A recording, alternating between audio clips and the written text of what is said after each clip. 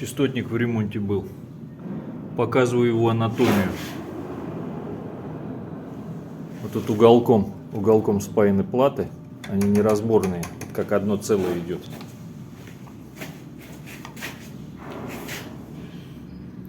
Там вот внутри силовой элемент. Он там через дырочки прикручивается к радиатору.